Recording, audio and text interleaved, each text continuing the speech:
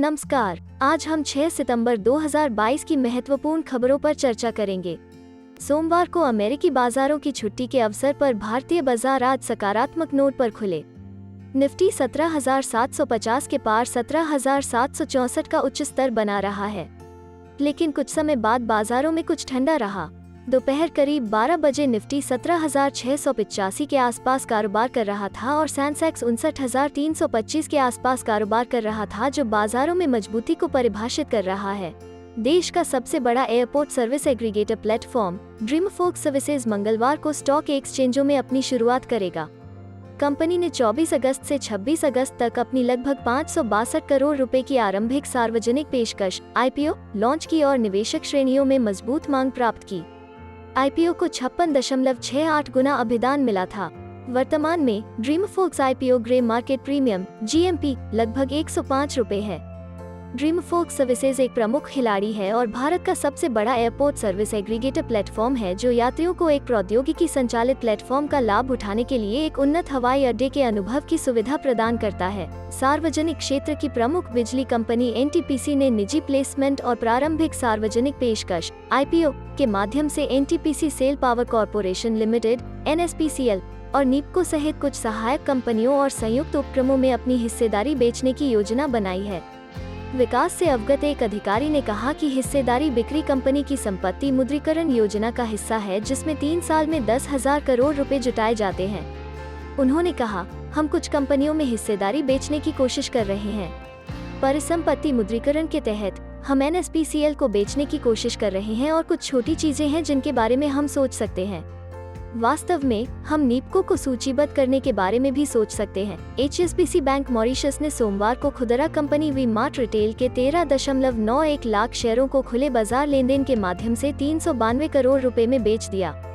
BSE के पास उपलब्ध थोक सौदे के आंकड़ों के अनुसार HSBC bank Mauritius limited AC ज्वालामुखी इन्वेस्टमेंट होल्डिंग्स ने 13,91,826 शेयर बेचे, जो कंपनी में $7.04 की हिस्सेदारी है। शेयरों को 2,816 रुपए और 29 पैसे की औसत कीमत पर निपटाया गया, जिससे लेनदेन का मूल्य 391.97 करोड़ रुपए हो गया। जुबिलेंट फूडवर्क्स लिमिटेड JFL ने सोमवार को घोषणा की कि समीर खेत्रपाल इसके मुख्य कार्यकारी अधिकारी और प्रबंध निदेशक के रूप में शामिल हो गए हैं। JFL के एक बयान में कहा गया है, शेयरधारकों ने 30 अगस्त 2022 को बुलाई गई कंपनी की 27वीं वार्षिक आम बैठक में भी उनकी नियुक्ति को मंजूरी दे दी है। इस साल की शुरुआत में JFL, जो fast food chain Domino's pizza और डंकिन डोनट्स का संचालन करती है, ने 5 सितंबर 2022 से 5 साल की अवधि के लिए खेत्रपाल को CEO और MD के रूप में नियुक्त करने की घोषणा की। NDTV के शेयरों ने लगातार 8 दिनों तक ऊपरी 5% सर्किट को छुआ है। पिछले एक महीने में NDTV के शेयरों में 87% की तेजी आई है। 23 अगस्त को अदानी समूह ने NDTV में बहुमत हिस्सेदारी खरीदने की योजना की घोषणा की। 2022 में अब तक यह 375% की भारी वृद्धि हुई है।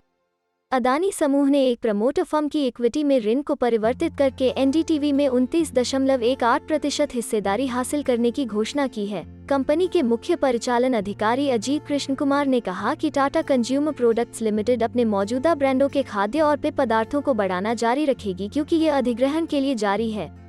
हम दोनों करेंगे, यह या नहीं है, यह और है।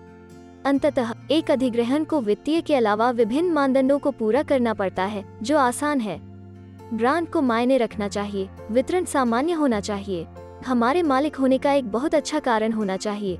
2021 में TCPL ने कोटाराम एग्रो फूड्स के अधिग्रहण की घोषणा की, जो नाश्ता अनाज ब्रांड सोलफुल का मालिक है। अरबपति मुकेश अंबानी की अगुवाई वाली रिलायंस इंडस्ट्रीज लिमिटेड ने मंगलवार को घोषणा की कि उसने $32 मिलियन 255 करोड़ रुपए के कुल लेनदेन मूल्य के लिए सौर सॉफ्टवेयर स्टार्टअप सेंसहॉक इंक में बहुमत हिस्सेदारी हासिल करने के लिए निश्चित समझौतों पर हस्ताक्षर किए हैं। Aditya Birla fashion retail limited ABFRL 2026 तक वार्षिक राजस्व में 21,000 करोड़ रुपए तक पहुंचने के अपने लक्ष्य को पार कर सकता है और आगे बढ़ने वाले व्यवसाय के लिए उच्च मील के पत्थर हासिल कर सकता है, अध्यक्ष कुमार मंगलम बिरला ने कहा, हमने मार्च 2021 में आयोजित अपने वार्षिक निवेशक दिवस के दौरान वर्ष 2026 के लिए 21,000 करोड़ रुपए के राजस्व का अनुमान लगाया था। मुझे पूरा विश्वास है कि हम उस लक्ष्य को पार करने में सक्षम होंगे और आगे बढ़ने वाले व्यवसाय के लिए और भी अधिक मील के पत्थर स्थापित करेंगे।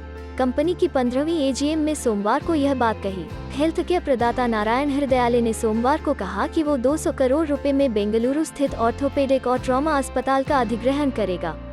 नारायण हृदयालय एनएच ने कहा कि कंपनी ने सभी संपत्तियों, देनदारियों, कर्मचारियों, लाइसेंस और अनुबंधों सहित मंदी की बिक्री के आधार पर अपने ऑर्थोपेडिक और ट्रॉमा अस्पताल का अधिग्रहण करने के लिए शिव और शिव ऑर्थोपेडिक अस्पताल के साथ एक व्यापार हस्तांतरण समझौता किया है। आज के लिए इतना ही।